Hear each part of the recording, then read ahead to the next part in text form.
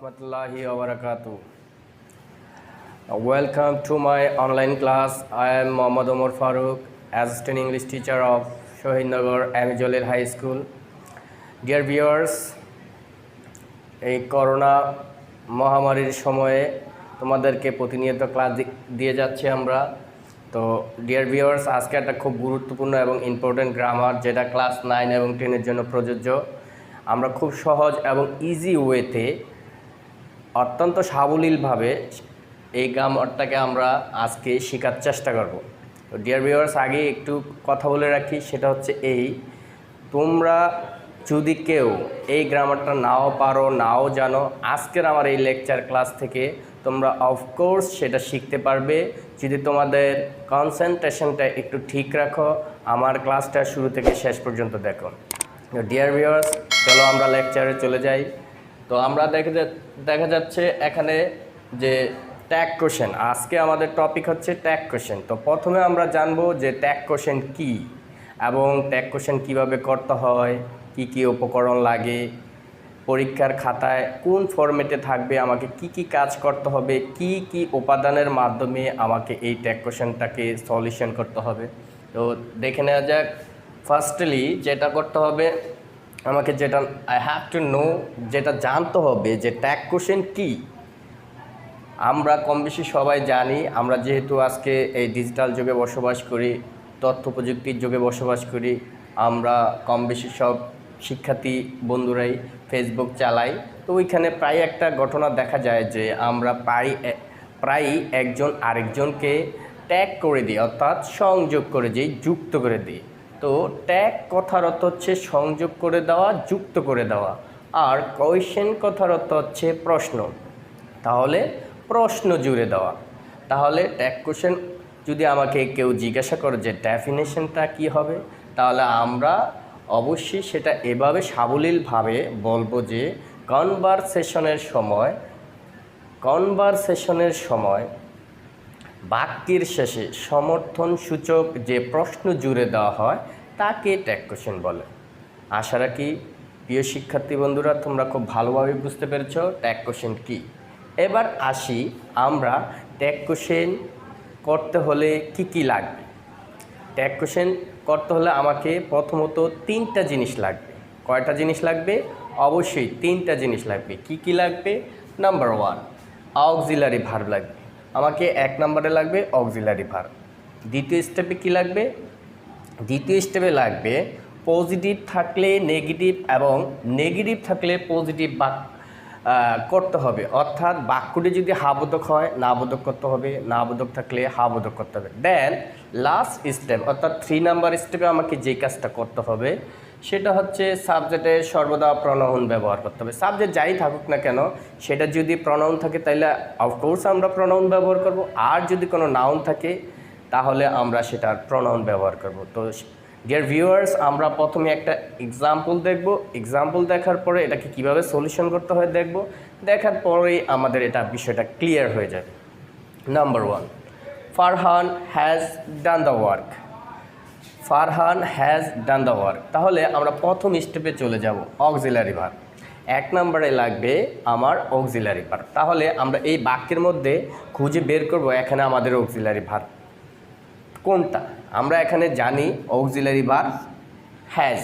তো প্রিয় শিক্ষার্থী বন্ধুরা, অনেকেই আবার নাও জানতে পারো বা কারো উইকনেস থাকতে পারে এ ব্যাপারে যে অক্সিলারি ভার্ব কত প্রকার, কয়টা আছে ইংরেজি গ্রামারে, সেটা নিয়ে অনেকে দ্বিধাদ্বন্দ্ব থাকতে পারে। তো তোমাদের সুবিধার্থে আমি এখানে একটু লিখে রেখেছি যে ভিভার।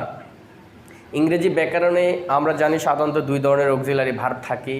নাম্বার 1 হচ্ছে প্রাইমারি অক্সিলারি ভার্ব, আর নাম্বার 2তে আসি modal auxiliary verb. Primary auxiliary ভার্বগুলো কী কী? অর্থাৎ আমরা সাধারণত টেন্সের মধ্যে যে অক্সিলারি ভার্বগুলো ব্যবহার করি, যেমন অ্যামিজার আছে, was were, have, has, do, did, does, এগুলো হচ্ছে প্রাইমারি অক্সিলারি ভার্বের অন্তর্ভুক্ত।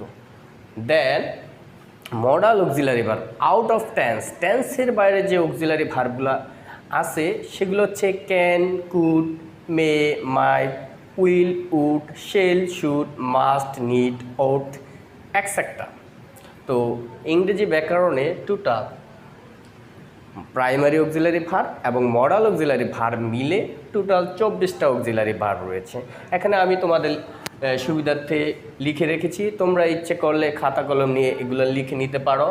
M, is, are, was, were, have, has, had, will, would, can, could, may, might, shall, should, need, must, do, did, does, ought, dare, use to. That means ইংরেজি ব্যাকরণে total 24টা auxiliary verb রয়েছে। তো যাই হোক, এখানে আমরা ট্যাগ কোশ্চেন করতে গিয়ে নাম্বার 1 আমাদেরকে সলিউশন করতে হবে। Farhan has done the work, তাহলে আমরা সহজে খুঁজে পেয়ে গেলাম এখানে অক্সিলারি ভার্ব আছে হ্যাজ। তাহলে আমরা প্রথমেই লিখব কি হ্যাজ, প্রথম কাজ শেষ। ট্যাগ কোশ্চেনে 3টা কাজ করতে হয়, প্রথম কাজ শেষ, অক্সিলারি ভার্বের কাজ শেষ। দ্বিতীয় স্টেপে আসবো আমরা পজিটিভ থাকলে নেগেটিভ, নেগেটিভ থাকলে পজিটিভ, অর্থাৎ যদি এটা হাবোধক হয় তাহলে না বোধক করতে হবে, আর না বোধক থাকলে হাবোধক করতে হবে। তাহলে Farhan has done the work, that means Farhan কাজটা করেছে। এখানে অবভিয়াসলি এটা পজিটিভ বাক্য, তাহলে আমাকে কি ব্যবহার করতে হবে? এখানে অবশ্যই নেগেটিভ ব্যবহার করতে হবে। নেগেটিভ মানে হচ্ছে নট ব্যবহার করতে হবে, নটটা এভাবে ব্যবহার করতে হবে, অর্থাৎ নট অ্যান্ড ব্যবহার করব, তারপরে অ্যাপোস্ট্রফি, তারপর টি। অর্থাৎ এখানে এই যে আমরা যেভাবে নট লিখে অভ্যস্ত অলওয়েজ, সেভাবে ফুলটা লিখব না, আমরা সংক্ষেপে লিখব। তাহলে এখানে উত্তরটা কী হলো? হ্যাজন্ট। দ্যাট, তারপরে দেন আমরা যেই কাজটা করব, 1 নম্বরে তো গেল অক্সিলারি ভার্ব, দ্বিতীয় গেল এই যে পজিটিভ থাকলে নেগেটিভ, নেগেটিভ থাকলে পজিটিভ। দেন লাস্ট স্টেপে আমরা যে কাজটা করব সেটা হচ্ছে আমরা সাবজেক্টে প্রনাউন ব্যবহার করতে হবে। তাইলে এখানে আমরা খেয়াল করব, আমরা সাবজেক্টের কাছে চলে আসি। এখানে সাবজেক্ট হচ্ছে ফারহান, তাহলে কি বলছে এখানে? সাবজেক্টের সর্বদা প্রনাউন ব্যবহার করতে হবে, সাবজেক্টের সর্বদা প্রনাউন ব্যবহার করতে হবে। তাহলে ফারহান, ফারহান অবশ্যই নাউন, তাহলে ফারহান আমরা জানি পুরুষবাচক, পুরুষ জাতি, তাহলে ফারহানের প্রনাউন হচ্ছে হি, ফারহানের প্রনাউন হচ্ছে হি। এভাবে প্রশ্নবোধক চিহ্ন দিয়ে আন্ডারলাইন দিয়ে তারপরে সেটাকে আমরা সমাপ্ত ঘোষণা করব। তাহলে এটার অ্যান্সার হয়ে গেল hasn't he. Clear dear viewers? আশা রাখি শিক্ষার্থী বন্ধুরা তোমরা খুব ভালোভাবে বুঝতে পেরেছো, এবং আমি আরও কয়েকটা এক্সাম্পল দিচ্ছি তোমরা যাতে সহজে এই ট্যাগ কোশ্চেনের বিষয়টা আরও ডিপলি ক্লিয়ার হতে পারো। যেমন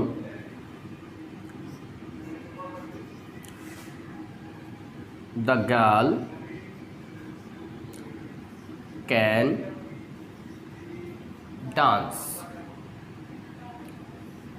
বাক্যটা কি লিখেছি dear viewers? The girl can dance, মেয়েটি নাচতে জানে, নৃত্য করতে জানে। তাহলে আমাকে এটাকে যদি ট্যাগ কোশ্চেন করতে বলা হয় তাহলে আমরা প্রথমে কি করব? তাহলে আমাকে প্রথমেই মনোযোগ দিতে হবে এখানে কোথায় অক্সিলারি ভার্ব রয়েছে।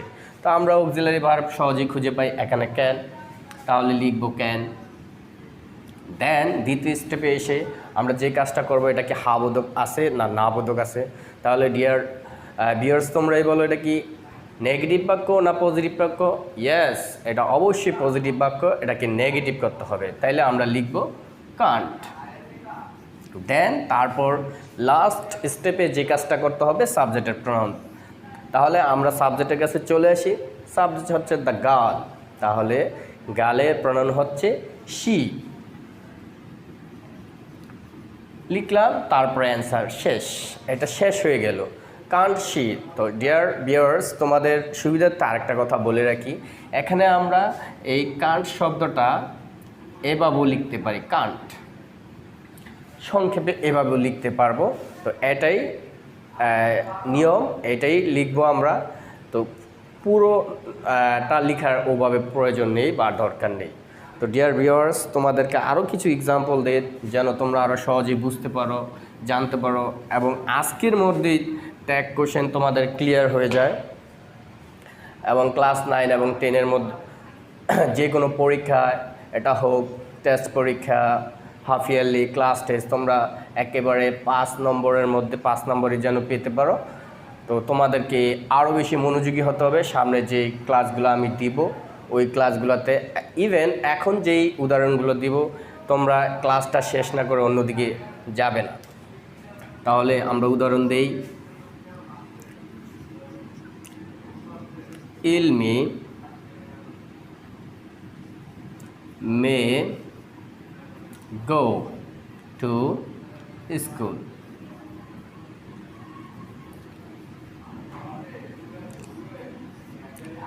ইলমি মে গো টু স্কুল, ইলমি স্কুলে যেতে পারে। তাহলে এখানে আমরা যদি এটাকে ট্যাগ কোশ্চেন করতে চাই তাহলে কি করতে হবে মনে আছে প্রিয় শিক্ষার্থী বন্ধুরা?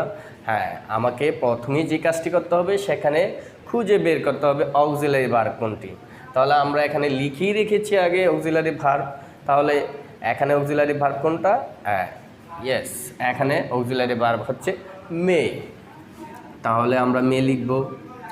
দেন দ্বিতীয় স্টেপে যে কাজটা করব সেটা হচ্ছে হা বোধক থাকলে না বোধক হবে, আর না বোধক থাকলে হা বোধক হবে।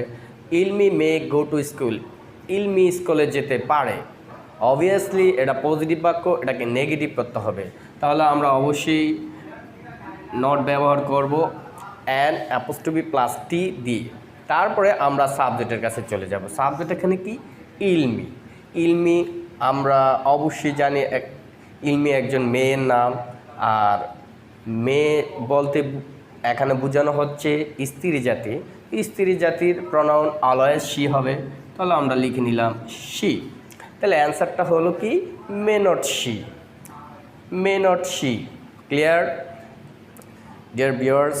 প্রিয় শিক্ষার্থী বন্ধুরা, তোমাদের বোঝার সুবিধার্থে আমি আরও কিছু উদাহরণ তোমাদেরকে দিচ্ছি। তোমরা যেন এই ট্যাগ কোশ্চেনের বিষয়টা পুরোটাই ভালোভাবে বুঝতে পারো, জানতে পারো। পরীক্ষার খাতায় উইদাউট কনফিউশন অর হেজিটেশন তোমরা যেন এটাকে সলভ করতে পারো, সেই কারণে আমি কিছু আরও এক্সাম্পল দিচ্ছি। নাম্বার 1,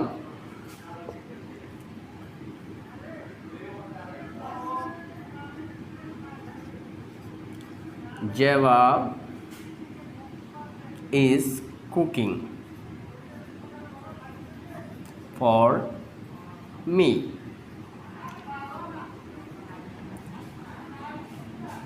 তাহলে এখানে বাক্যটা কি? সেন্টেন্সটা হচ্ছে জেভা ইজ কুকিং ফর মি, জেভা আমার জন্য রান্না করছে। তাহলে অক্সিলারি ভার্ব কি? এখানে অক্সিলারি ভার্ব হচ্ছে ইজ। তাহলে আমরা প্রথমে ইজ লিখলাম। দেন কি কাজ করব? তারপরে যে কাজটা করব যেটা হাবোধক বাক্য না না বোধক বাক্য। Jeba is cooking for me, obviously এটা পজিটিভ বাক্য, এটাকে নেগেটিভ করতে হবে। তাহলে আমরা ইজের সাথে নট লিখব, ইজান্ট। দেন আমরা কি করব? সাবজেক্টে চলে আসব। সাবজেক্ট এখানে কি আছে? জেভা আছে। অবভিয়াসলি আমরা সবাই জানি জেভা একজন মেয়ের নাম, আর এটা স্ত্রী জাতি। তাহলে জেভার প্রনাউন কি হবে? শি হবে। আমরা লিখলাম শি। তাহলে অ্যান্সার হয়ে গেল isn't she. Clear? Obviously clear. আর একটা উদাহরণ দিচ্ছি বন্ধুরা।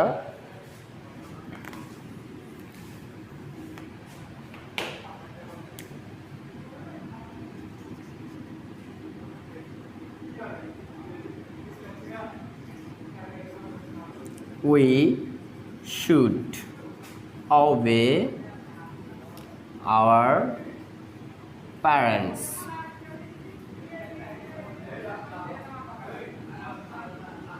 We should obey our parents. আমাদের অবশ্য পিতামাতাকে মান্য করা উচিত। তাহলে এখানে অক্সিলারি ভার্ব কি আছে? এখানে অক্সিলারি ভার্ব আছে শুড। তাহলে আমরা প্রথমে শুড লিখব। দেন এটা পজিটিভ আছে, নেগেটিভ লিখব শুডন্ট। তারপরে সাবজেক্ট কি আছে? উই। উই কথার অর্থ হচ্ছে আমরা, আর আমরা সবাই জানি উই একটা প্রনাউন। তাহলে প্রনাউন থাকলে কি করতে হবে? প্রনাউনই ব্যবহার করতে হবে। তাহলে আমরা ব্যবহার করব উই। শেষ, ফিনিশ। তাহলে শেষ হয়ে গেল উই শুড অবে আওয়ার প্যারেন্টস। এটার অ্যান্সার হবে shouldn't we. Clear dear viewers? তোমাদের জন্য এতক্ষণ যে উদাহরণগুলো দেওয়া হয়েছে, এক্সাম্পলগুলো দেওয়া হয়েছে, সবগুলোই পজিটিভ ছিল। তো আমি এবার কিছু নেগেটিভ উদাহরণ দিয়ে তোমাদেরকে এটা দেখাচ্ছি। যেমন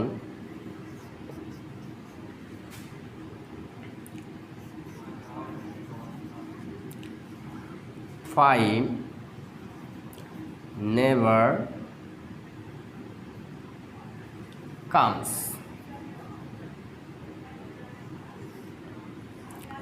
ফাইভ নেভার কামস, ফাইভ কখনো আসবে না। ফাইভ নেভার কামস, ফাইভ কখনো আসবে না। তো ডিয়ার ভিউয়ার্স, এখানে একটা বিষয় লক্ষণীয় যে আমরা এতক্ষণ যতগুলো বাক্য করেছি সবগুলা বাক্যের মধ্যেই অক্সিলারি ভার্ব ছিল, কিন্তু তোমরা অবশ্যই এখানে লক্ষ্য করেছো যে এখানে অক্সিলারি ভার্ব নেই।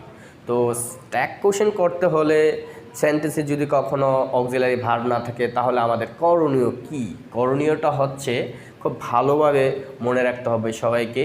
যদি সেন্টেন্সটি প্রেজেন্ট ইনডিফিনিট টেন্স হয় তাহলে আমরা অবশ্যই ডু অথবা ডাজ ব্যবহার করব, ডু অথবা ডাজ ব্যবহার করব। আর বাক্যটি যদি সেন্টেন্সটি যদি পাস্ট ইনডিফিনিট টেন্স হয় তাহলে আমরা অক্সিলারি ভার্ব হিসেবে ডিড ব্যবহার করব। তাহলে এখানে আমাকে আইডেন্টিফাই করতে হবে এই ফাইভ নেভার কামস, ফাইভ কখনো আসবে না, এটা প্রেজেন্ট ইনডিফিনিট টেন্স নাকি পাস্ট ইনডিফিনিট টেন্স, সেটাকে আমাকে আইডেন্টিফাই করতে হবে। তাহলে ফাইভ নেভার কামস, কামসের সাথে এস যেহেতু আছে তাহলে আমরা স্বাভাবিকভাবেই ধরে নিতে পারি এটা present indefinite tense.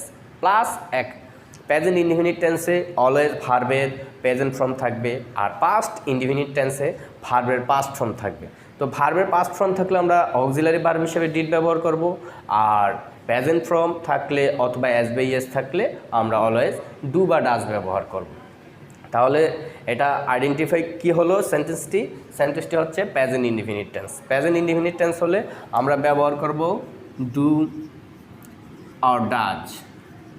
Hair is question, যে এখন প্রশ্ন যে এখন কি আমি ডু ব্যবহার করব না ডাজ ব্যবহার করব?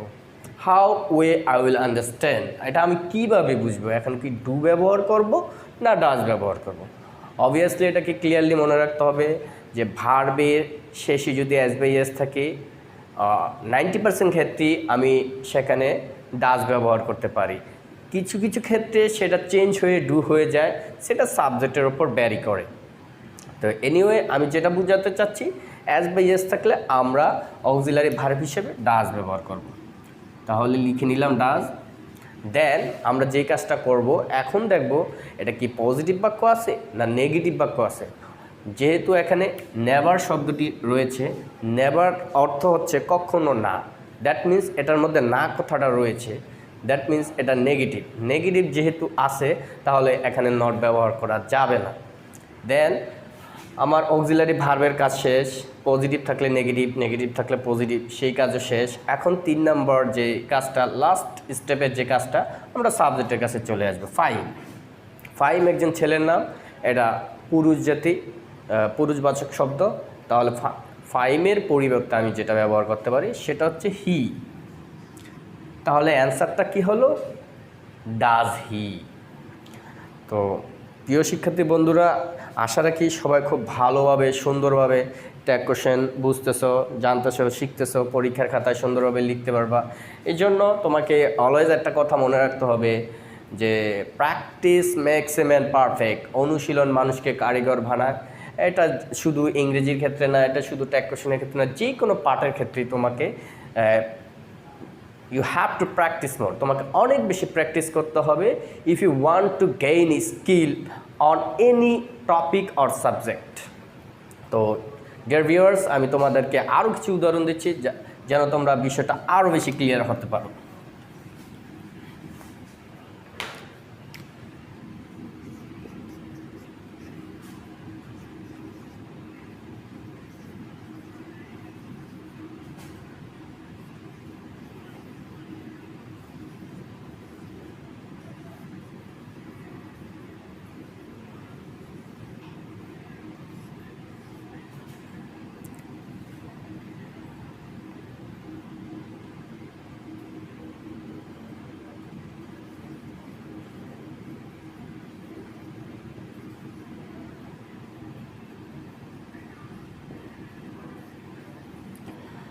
ডিয়ার ভিউয়ার্স, তোমরা লক্ষ্য করতে পেরেছো যে এখানে আমি একই সাথে দুইটা বাক্য লিখেছি। কেন লিখেছি তার কারণ হচ্ছে যেন আমরা প্রেজেন্ট ইনডিফিনিট টেন্স এবং পাস্ট ইনডিফিনিট টেন্স একই সাথে আইডেন্টিফাই করতে পারি এবং খুব ইজি ওয়েতে স্বাভাবিকভাবে কোনো কনফিউশন বা হেজিটেশন ছাড়াই এটাকে সলভ করতে পারি।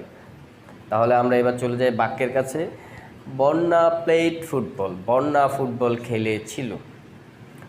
বন্যা প্লেড ফুটবল, বন্যা ফুটবল খেলেছিল। দ্যাট মিন্স এটা অতীত নির্দেশক শব্দ, অর্থাৎ অতীতে খেলেছিল। দ্যাট মিন্স এটা আমরা খুব স্বাভাবিকভাবে বুঝতে পারছি যে এটা পাস্ট ইনডিফিনিট টেন্স। আর পাস্ট ইনডিফিনিট টেন্স হলে অবশ্যই আমরা ব্যবহার করার কথা ছিল আমাদের ডিড।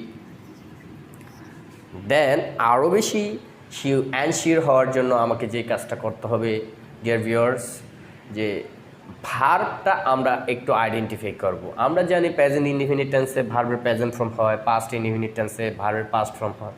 এখন দেখব এই প্রথম বাক্যটার ভার্ব কোন ফর্ম আছে। তো আমরা ভার্বের মধ্যে চলে যাই। এখানে ভার্ব হচ্ছে প্লেড। এখানে অবশ্যই তোমরা স্বাভাবিকভাবেই দেখতে পারছো যে ভার্বের পাস্ট ফর্ম দেওয়া আছে, ইডি দেওয়া আছে, প্লেড। তাহলে অবশ্যই আমরা কি ব্যবহার করব? ডিড ব্যবহার করব। বাক্যটি পজিটিভ আছে, নেগেটিভ করতে হবে, ডিডন্ট। দেন আমরা সাবজেক্টের কাছে চলে যাব। সাবজেক্ট কি আছে? বন্যা আছে।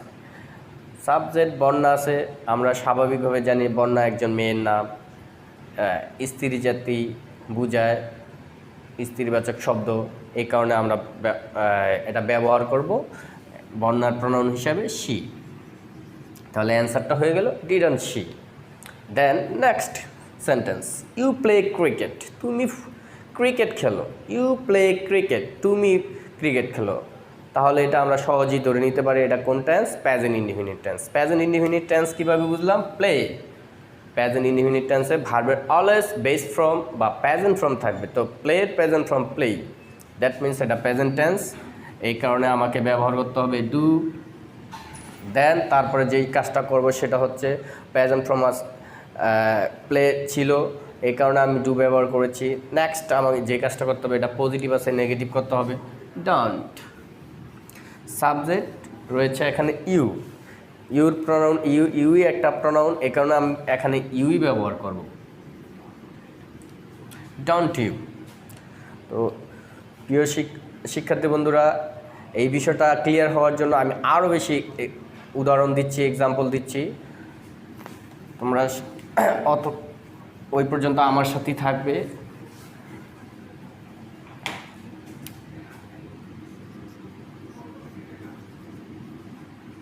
The boys went to Dhaka. The boys went to Dhaka. বালকগুলো বা ছেলেরা ঢাকা গেল। ঢাকা গেল, দ্যাট মিন্স এটা পাস্ট ইনডিফিনিট টেন্স। আর পাস্ট ইনডিফিনিট টেন্স চিনার উপায় একটু আগে আমি বলছি যে ভার্বের পাস্ট ফর্ম থাকবে। গোয়ের এখানে ওয়েন যেহেতু আছে, তাহলে এই ওয়েনটা পাস্ট ফর্ম আমরা সবাই জানি, গোয়ের পাস্ট ফর্ম ওয়েন। তাহলে আমরা এখানে অক্সিলারি ভার্ব হিসেবে কী ব্যবহার করব? ডিড ব্যবহার করব।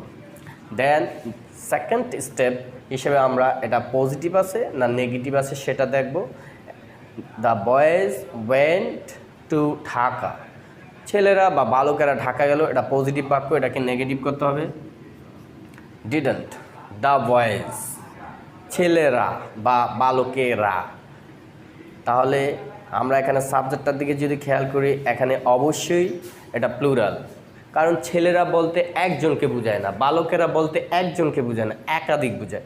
যখন সাবজেক্টের সাথে এস থাকবে এটা প্লুরাল হিসেবে কাজ করবে, প্লাস যখন এটা প্লুরাল হিসেবে কাজ করবে, থার্ড পারসন হবে, তখন আমাকে প্রনাউন হিসাবে ব্যবহার করতে হবে দে। কি ব্যবহার করতে হবে? দে ব্যবহার করতে হবে। তাহলে অ্যান্সারটা কি হবে? Didn't they. ক্লিয়ার? আমি আবার বলছি, সুপ্রিয় শিক্ষার্থী বন্ধুরা, তোমাদের বোঝার সুবিধার্থে আমি এই প্রশ্নের সলিউশনটা আবার রিপিট করছি। দেখো, the boys went to Dhaka, বালকেরা বা ছেলেগুলো ডাকা গেল, এটা past indefinite tense. Past indefinite টেন্সে অক্সিলারি ভার্ব হিসেবে কি ব্যবহার হয়? ডিড ব্যবহার হয়। আমি ডিড লিখলাম। দেন সেকেন্ড স্টেপ হিসেবে আমি যেটা ব্যবহার করব সেটা হচ্ছে হাবোধক থাকলে না বোধক হবে, আর না বোধক থাকলে হাবোধক হবে। এটা পজিটিভ আছে, এই কারণে আমি নেগেটিভ লিখেছি ডিডন্ট। দেন লাস্ট স্টেপ হিসেবে আমি লিখেছি এখানে দি লিখলাম কেন? সাবজেক্ট এখানে রয়েছে দ্য বয়েজ, তার অর্থ হচ্ছে বালকেরা বা ছেলেগুলো। তো বালকেরা হোক অথবা ছেলেগুলো যদি হয় তাহলে এটা দিয়ে কি একটা বোঝায় না একের অধিক বোঝায়? বালকেরা অবশ্যই অবভিয়াসলি এটি দিয়ে একের অধিক বোঝায়, আর একের অধিক হলেই যদি সেটা থার্ড পারসন হয় তাহলে আমাকে অবশ্যই প্রনাউন হিসেবে দে ব্যবহার করতে হবে। ক্লিয়ার?